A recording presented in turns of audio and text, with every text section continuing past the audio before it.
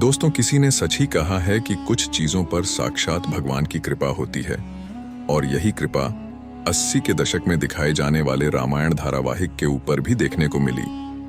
तभी तो बालक रूपी भगवान राम और कौवे वाले सीन को लेकर कलाकारों का कई घंटों तक भूखे प्यासे काम करना, यह सब कुछ ऐसे हुआ मानो ईश्वर खुद इस धारावाहिक को बना रहे हों। लेकिन यह सब हुआ कैसे और किस तरह इस धारावाहिक को शूट करने के दौरान कलाकारों ने वह चमत्कार अनुभव किए जिसकी कल्पना कर पाना भी असंभव लगता है। 70 हाफ एपिसोड के रामायण धारावाहिक में ऐसी बहुत सी घटनाएं घटी हैं जिनके बारे में जानकर आपके भी होश उड़ जाएंगे। 1957 में दूरदर्शन पर देश के सबसे पहले धार्मिक सीरियल रामायण का प्रसारण हुआ था। रामानंद सागर ने सीरियल को बनाने में पानी की तरह पैसे बहा दिए। बहुत ही कम लोग ये बात जानते हैं कि सुपर डुपर हिट होने वाले रामायण धारावाहिक को सूचना और प्रसारण मंत्रालय से कई बार रिजेक्शन का सामना भी करना पड़ा, जिसके चक्कर में रामानंद सागर ने कितनी ही बार सरकारी दफ्तरों के चक्कर भी लगाए, तब जाकर रामायण को प्रसारित करने की इजाजत मिली थी। सबसे पहले रामानंद सागर ने रामायण का एक सैंपल एपिसोड सूचना और प्रसारण मंत्रालय के अधिकारियों को दिखाया, जिसके बाद उन्होंने पहली दफा रिजेक्ट कर दिया था।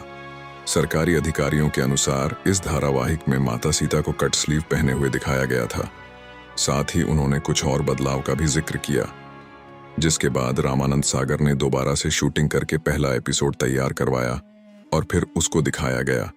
लेकिन उस एपिसोड को भी प्रसारण मंत्रालय द्वारा रिजेक्ट कर दिया गया और फिर एक बार और रामानंद सागर ने सैंपल एपिसोड तैयार किया, लेकिन उसे भी रिजेक्ट कर दिया गया। देश में पहली बार धार्मिक सीरियल तैयार किया जा रहा था जिसका प्रसारण टीवी पर होना था, इसलिए इस बात का सुनिश्चित होना बहुत जरूरी था कि किसी भी प्रकार की कोई कमी ना रह जाए जिससे लोगों की धार्मिक भावनाओं को ठेस ना पहुंचे। रामानंद सागर ने खुद एक इंटरव्यू में यह बात बताई थी कि सूचना प्रसारण मंत्रालय में चक्कर काट काट कर मेरे 2-3 जोड़ी जूते घिस चुके हैं, लेकिन आखिरकार 2 साल के बाद रामायण को हरी झंडी मिल गई और तब जाकर इसे दूरदर्शन पर प्रसारित करने का मौका मिला। उस समय फिल्में जितने बजट में बनकर तैयार होती थीं उससे ज्यादा पैसों में दोस्तों रामायण का एक एपिसोड तैयार किया जाता था। सबसे ज्यादा मजेदार इस धारावाहिक की शूटिंग के किस्से हैं, क्योंकि दोस्तों रामायण को शूट करने के लिए सही लोकेशन का ढूंढना बहुत जरूरी था, जिसमें काफी दिक्कतों का सामना भी करना पड़ा। वह एक ऐसी जगह चाहते थे जहां पहाड़, नदी, समुंदर और पेड़ पौधे सब कुछ हो, और मुंबई जैसी भीड़भाड़ वाली जगह पर इस तरह का शूट कर पाना बहुत ही मुश्किल और महंगा था। ऊपर से रामायण में कई सारे किरदारों की जरूरत थी। इस वजह से शूटिंग के लोकेशन को लेकर रामानंद सागर ने भारत के कई सारे शहरों के चक्कर लगाए और फिर हरिभाई नाम के एक व्यक्ति ने उन्हें गुजरात में मौजूद एक बेहतरीन जगह का नाम बताया। और दोस्तों यह जगह थी उमरगांव, जहां रामानंद सागर गए और उन्हें यह जगह भा गई, जिसके बाद सारी शूटिंग यहीं पर शुरू की गई। धारावाहिक के निर्माता निर्देशक रामानंद सागर के बेटे प्रेम सागर ने अपने एक इंटरव्यू में यह बात बताई कि सीरियल के निर्माण के पीछे दिव्य शक्तियों और साधुओं का मार्गदर्शन भी था, जिसके साक्षी वह स्वयं थे। वहीं बाल स्वरूप, भगवान राम और काकभूषण वाले सीन से जुड़ा एक किस्सा उन्होंने साझा किया। वह बताते हैं कि काकभुसुंडी बालक राम की परीक्षा लेने के लिए आते हैं, जिसके बारे में आपको भी पता होगा। लेकिन दोस्तों कौवे वाले सीन को फिल्मों में आना बहुत कठिन था। एक तरफ एक छोटा बालक, दूसरी तरफ एक कौवा। आखिर कैसे शूटिंग हो? सबसे पहले तो बड़ी मुश्किल से कौवा पकड़ा गया और उसे सेट पर लाया गया। लाइट और कैमरा ऑन हुआ और तब रामानंद सागर कौवे के पास गए और हाथ जोड़कर उसे प्रणाम किया और बोले कि हे काकभुसुंडी जी, मैं संकट में हूँ, कृपया मेरी सहायता करिए। इसके बाद जो हुआ उसे देखकर दोस्तों हर कोई हैरान था। एक मंझा हुआ कलाकार जिस तरह काम करता है, ठीक उसी तरह कौवा भी काम कर रहा था। प्रेम सागर बताते हैं कि जब पापा जी कहते थे कि बच्चे को देखो तो कौवा उसकी तरफ देखने लगता था। तब रामानंद सागर कहते थे तो वह रोटी लेने लगता था। वह बच्चे के साथ ऐसे खेल रहा था मानो कोई पालतू कुआं हो। यह सब देखकर कोई भी यही कहेगा मानो काकभुसुंडी जी स्वयं ही शूटिंग कर रहे हो।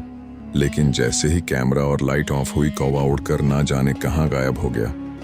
रामायण में माता सीता का किरदार निभाने वाली दीपिका चिखलिया के अनुसार रामानंद सागर हर एक सीन को बिल्कुल परफेक्ट तरीके से करना चाहते थे।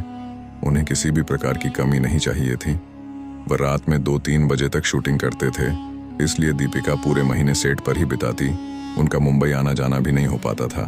और आपको बता दें, जब रामायण की शूटिंग हुई तो उस टाइम दीपिका की उम्र सिर्फ 15 साल थी। और जब उन्हें यह रोल ऑफर हुआ तो उन्हें इस बात का बिल्कुल भी अंदाजा नहीं था कि यह सीरियल इतिहास रचने वाला है। दीपिका ने अपने एक इंटरव्यू में यह बात बताई कि सीता का किरदार करने के बाद उन्होंने कभी भी छोटी ड्रेस पहनी ही नहीं। दोस्तों, रामायण में काम करने वाले हर एक किरदार को लोग बिल्कुल असली समझते थे। भगवान राम का किरदार निभाने वाले अरुण गोविल को देखकर लोगों को ऐसा लगता कि जैसे भगवान राम आ गए हों। वह जहां कहीं भी जाते लोग इनके पैरों पर गिर जाते। यहाँ तक कि आज भी अरुण गोविल को लोग भगवान राम कहकर बुलाते हैं। पर बहुत ही कम लोग ये बात जानते हैं कि भगवान राम के किरदार के लिए अरुण गोविल को पहले रिजेक्ट कर दिया गया था। जी हाँ, लेकिन बाद में इनकी मासूम और प्यारी मुस्कान को देखकर रामानंद सागर ने इन्हें अपना राम चुन लिया। वैसे अरुण गोविल से जुड़ा एक बहुत ही इंटरेस्टिंग किस्सा है। वह यह है कि जब भरत के द्वारा भगवान राम को यह सूचना मिलती है कि राजा दशरथ नहीं रहे, तो उस समय कैसा एक्सप्रेशन देना चाहिए, यह तय कर पाना अरुण साहब के लिए बहुत मुश्किल था, क्योंकि वह एक भगवान का किरदार अदा कर रहे थे और भगवान रो नहीं सकते और चेहरे पर उदासी का भाव लाने नहीं देना था, क्योंकि भगवान राम को पहचाना ही उनकी सादगी और हर परिस्थिति में स्थिर रहने के कारण जाता था। इसलिए यह सीन अरुण जी के लिए बहुत ही चैलेंजिंग था, लेकिन बाद में उन्हें इस सीन के लिए खूब तारीफें भी मिली। यहाँ तक कि भगवान राम की आंखों में आंसू देखकर जनता के भी आंसू छलक पड़े। लोग यह महसूस कर पा रहे थे कि पिता के जाने का गम भगवान राम को कितना हुआ है। भगवान राम के परम भक्त हनुमान जी का किरदार निभाने वाले दारा सिंह जी को भला कौन भूल सकता है। उन्होंने पर्दे पर इस किरदार को दोस्तों एकदम जीवंत बना दिया। लेकिन बहुत ही कम लोग यह बात जानते हैं कि जब रामानंद सागर ने उन्हें यह रोल ऑफर किया तो उन्होंने इसे करने से साफ मना कर दिया था, क्योंकि उस समय दारा सिंह 60 साल के हो गए थे। इसलिए अपनी उम्र का हवाला देकर उन्होंने काम करने से इनकार कर दिया। पर जब रामानंद सागर जी ने काम करने के लिए जिद करी, तब जाकर उन्होंने हनुमान जी का किरदार निभाने के लिए हाँ कह दिया, क्योंकि रामानंद सागर जानते थे कि अगर इस आइकॉनिक किरदार को कोई बलशाली इंसान कर सकता है तो वो सिर्फ दारा सिंह ही है। और इस किरदार को निभाने के लिए दारा सिंह ने अपनी श्रद्धा से चिकन मटन जैसी सभी चीजों को त्यागने की शपथ ली थी।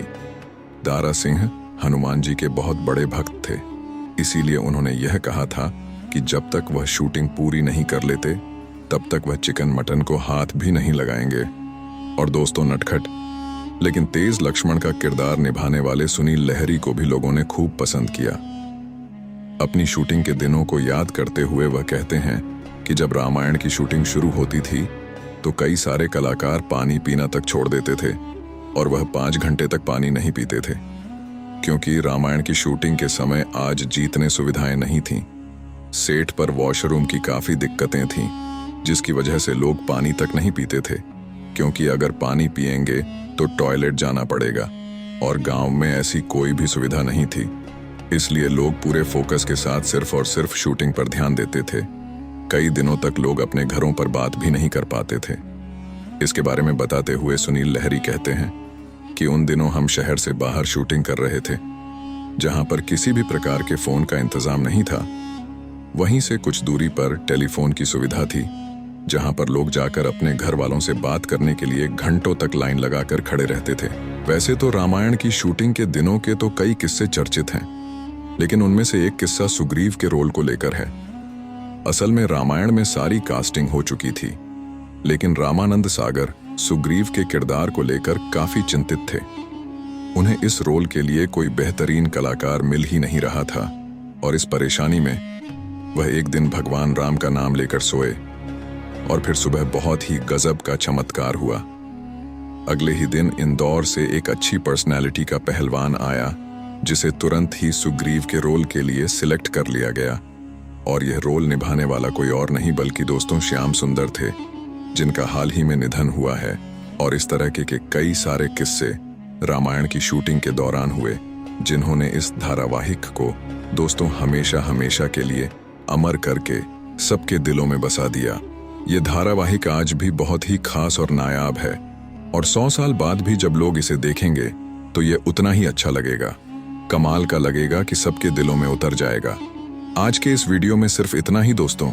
वीडियो अच्छा लगा हो तो वीडियो को लाइक करके, चैनल को सब्सक्राइब करके हमारे परिवार का हिस्सा जरूर बने। जाते जाते अपनी पूरी श्रद्धा से कमेंट में लिख दीजिए, जय श्री राम।